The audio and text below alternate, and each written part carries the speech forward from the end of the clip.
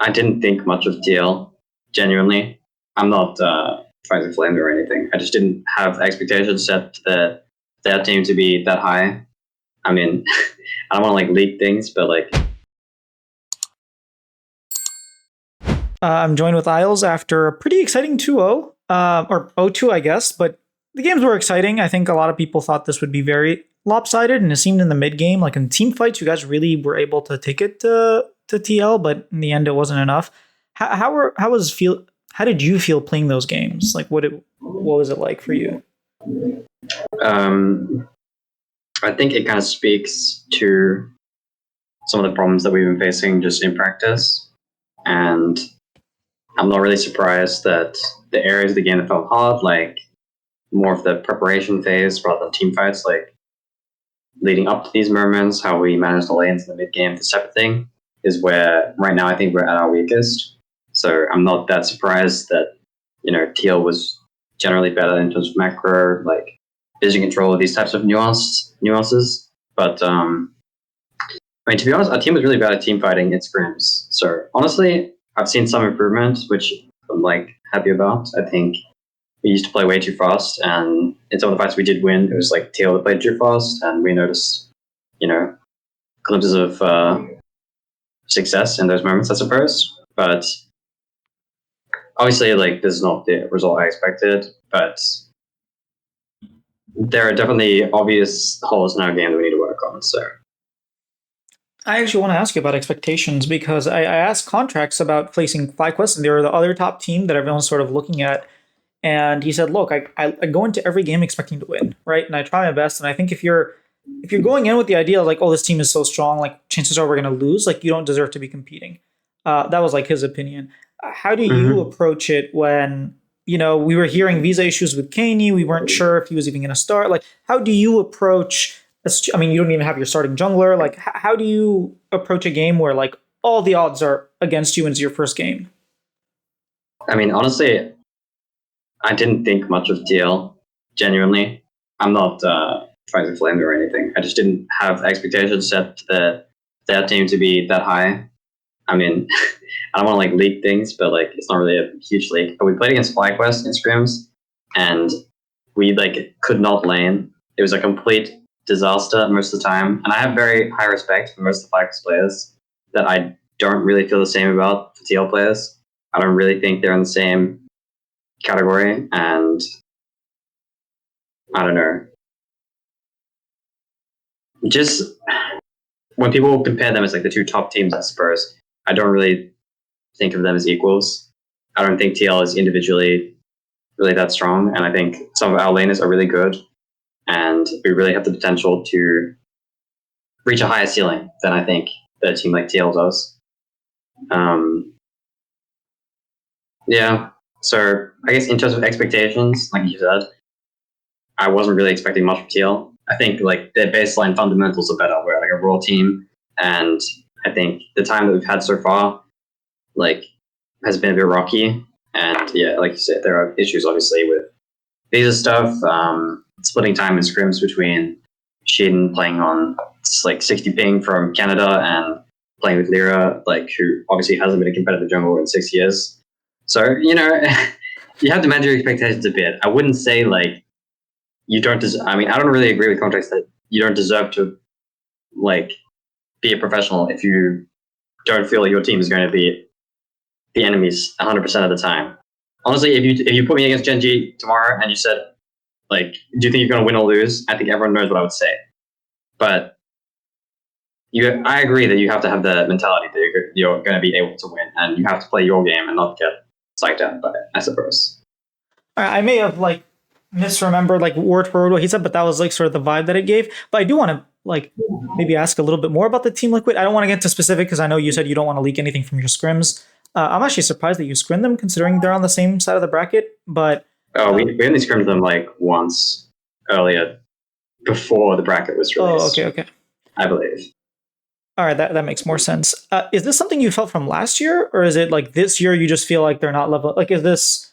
When did you feel this way that FlyQuest was like a tier above? It almost sounds like FlyQuest is a really good team, and Team Liquid just isn't. Rather than like Team Liquid's a really good team, and FlyQuest is even above. You know? I mean, it's more about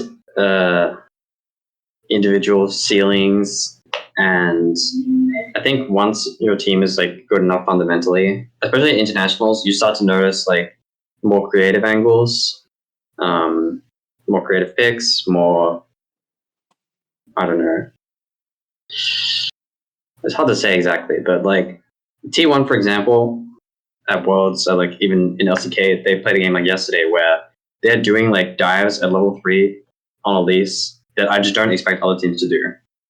And I think FlyQuest kind of has that X factor at times where their whole roster is capable of playing some funny, unexpected champ and playing the game in a different way according to their champs every time. You know, they all have deep champion pools. I expect them to perform well in Fearless. Obviously, I'm not FlyQuest salesman. I'm not trying to say they're the best ever and they can't be beaten, but I can see why their team has leveled up because I think individually they're great. They have great champion pools and they're creative at times. But TL plays the same stock standard game every time, in my opinion. There's very limited creativity, and I would expect them to just lose to better teams that play the same way, if that makes sense. Okay, I understand. It's like they've reached their ceiling and it's not creative enough. It's kind of what Bippo was saying. He's like, you guys are just playing the same thing over and over again, and we're going to lose to the East every single time playing those same matchups. We have to have our own style. Is that like, good something? Yeah, something along those lines. Definitely, I think that's one of the reasons why it will be hard for TL to succeed long term, which is one of the reasons why I buy into my team's project, is because I think we have a higher individual scaling, and I also think that our team is fresh enough and we don't have like some sort of preset identity. And I think if we can all hold each other accountable, hold ourselves accountable, and try to buy into some ideas, some identities, and build up a foundation, then we can become a great team. Okay, I do want to talk actually about your team. I mean, I know we spent like half the interview or most of it talking about Team Liquid, but when you say like you don't have high expectations of them and like they're, you have a higher ceiling right after losing, it kind of, yeah, I have to ask you about that. But this is like what the second, third Bud Light ace that Dig does. I mean, they keep you, so it's not a full ace. A rebuild around you, to put it in a better terms. It feels different this time. I talked to Tomo and he was like, yeah, I think it Kaney seems a lot more bought in for a Korean than the previous Koreans the guys were playing with.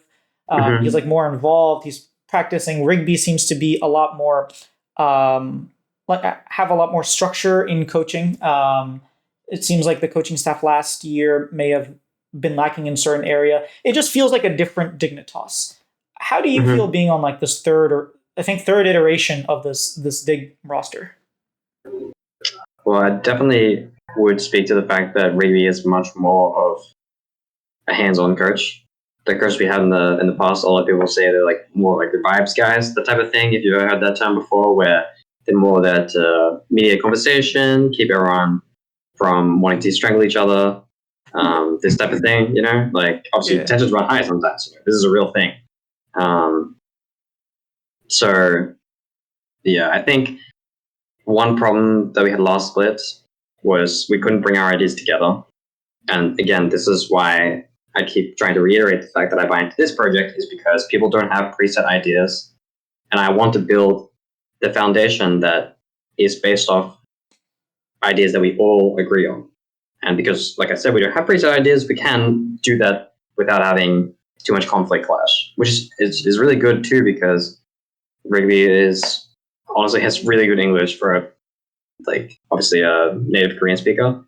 And like you said, with Kenny too, he's had some experience already in Mexico and like speaking English for like a long period of time. So it's so much easier to communicate as a team already, that I think once we tackle our problems, it will work like a well-oiled machine. I'm excited. Not necessarily for Dignitas. I'm not a fan of the org. I'll be honest, but I am a fan of you. Just seeing your development in the league, I feel like. Look, I would not have been upset if you joined Shopify at the beginning of this year, but I'm happy with Sayus. I'm not saying I have a problem with the roster, but I thought you could have been a good fit on our team. Just from what I've seen from you, I do want to ask my last questions about streaming scrims, because it's been a topic in FlyQuest. Like everybody's really trying to on their team really trying to push this out. I guess maybe your personal thoughts, maybe don't have to represent all of Dignitas, but what do you think about like, hey, sure, we'll scrim like one block, a week of our, we'll stream one block of our scrims. I haven't like honestly put a ton of thought into it, but I do think there's more to gain from top teams than there is for bottom tier teams. I mean, unfortunately, I think just because we're a new team and obviously we didn't have our full roster, like right now, our team is going to be worse than others at times. So I'm not exactly sure what there is to gain from bottom tier teams screaming top tier teams and whatnot. I'm not sure about the fan engagement, this type of thing. I'm sure like there are benefits from that perspective. But the thing that would excite me about it is that I get to see teams that are like specifically FlyQuest and TL, I suppose. I would get to see how they communicate. And that's like the only real benefit for me. Obviously, they can't hide stress from me if they're screaming me anyway. We scream FlyQuest like 3-4 times this week, or the past 2 weeks. So like I can already see what they're playing, but it would be interesting to see what they're saying in game, and how much of it is their game plan, how much of it is like worked on outside the game. Because there's only so much time you can spend talking in game, making decisions, and how much time they have spent out of the game agreeing on ideas that then don't have to be spoken about in game. So I'm not opposed to it. I think I'd be interested to see the comms perspective on that. I agree, like fan engagement and stuff, this could be really good for the scene. So personally, I would say I'm leaning towards it being a good idea, but again, I'm not exactly sure what most bottom tier teams would have to gain, or teams without large fan bases in general. But yeah, I haven't thought about it that much. All right, no, that's fair. It's funny that you think of it from purely competitive standpoint, and as a content creator, like I've not even thought about the competitive side of it. I'm like, if you don't have a fan base, it's a good way to like start building a fan base, especially if you're playing a team like FlyQuest. Like people could watch you and be like, where normally they wouldn't be seeing Dignitas. And if you're a big team, like people want to tune in, so it's like a win-win. Yeah, exactly. Yeah, I understand that. Yeah. All right, man. This was a really nice interview. I appreciate. I always appreciate interviews, especially after a loss. And I think you've always been a great interview after a loss. I think this is our second interview after a loss, so I really appreciate it. And hopefully we don't have many more of these. I hope so. I hope to get you after getting. They don't really do post-game interviews on stage. No, they do. I hope to see you. I know you're still fishing for one. Yeah, we'll see. All right, man. Take care. Peace. Okay, someone needs to explain to me what's going on in the LCS, because everybody's just talking trash to everybody. Like, Isle just got destroyed by Team Liquid and then went up and was like, oh yeah, they like. I don't have much expectations of this team. Obviously they started off better because they played with each other last year, but by the end of this year we're gonna be better. Like that is just this is a little far away. Yeah, those are some words. As an Isles fan, I like the confidence. I don't know that you can do it in a year. I think this is more of a 2-year project. I think within 2 years, could they be better than Team Liquid? I can see it, right? But in a year, I think that's quite hard to do. But hey, if they pull it off, just saying, he would have called it. I think overall, I'm really happy with how week 1 went. I got 3 interviews in total. Yeah, I think I'm so happy that LTA is back. Like I really miss this, and looking forward to Shopify winning against Lion, and hopefully against Ton of Thieves as well, because I think that's what it's looking like. So also, I'm gonna make a graphics for this, but I am racing David. We are racing to first to 8,000 subscribers. I am losing. I started off way before him, but I will finish after him. Sorry, I will finish before him as well. Like I'll beat him to 8K. His goal is by the end of this year. That's my goal too, and I really need you guys' help to subscribe.